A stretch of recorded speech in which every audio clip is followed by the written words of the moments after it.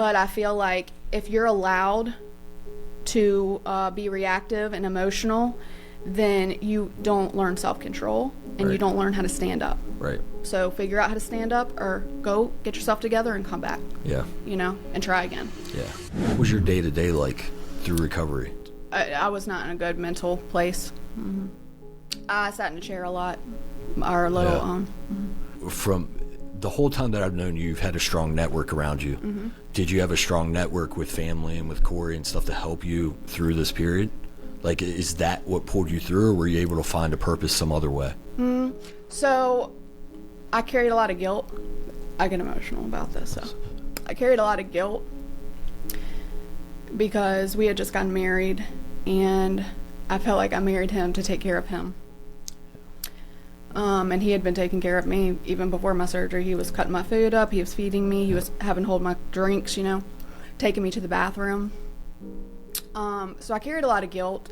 So when I did survive it, he was still taking care of me. Right. And so I just had to work through a lot. And the trauma from my childhood, I was really angry. I had to work through a lot. Yeah. A lot of different emotions. And if I had to work through the part, like, do I want to work through this? Right. Yeah. Is it worth it? And you have kids, you have a husband, and now they are protecting and serving you versus you being the mother. Yeah. What pulled you through? What was the ambition to keep going? Love. Your family? A lot of love. And patience. Yeah. Was there a point where you, or like a day or an event or a point where you said, I'm going to do this, like I'm going to keep going, or I'm pulling out of it, or where you started to see the light in a positive way? So I've never been the type ever to like you didn't know that I'd gone through all that. I don't ever want somebody to feel bad for me, ever. Right. So I wasn't the type to like talk about it. Right. I think that's really a big thing that helped me get through it, though, because if I had people around me saying like, "Oh, poor you," like feeling sorry for yourself, I probably would have maybe even been a little bit better, because I'd have been like, okay, people love me and I'm surrounded. But then again, I don't think I would have even tried hard to like be anything. To be honest, I probably would have become a weak person and had people taking care of me. That is such a powerful perspective. That's a really interesting way to think, and I don't think many people would think that way. That you could have easily stayed in that zone and everyone would have understood. And you realize that it's a trap. Yeah, well, I don't understand it. That's the thing, is I don't understand why people do get stuck there.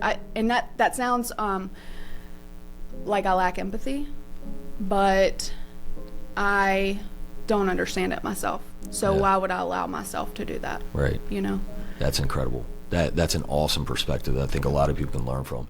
Even the small stuff, like the weather's bad today.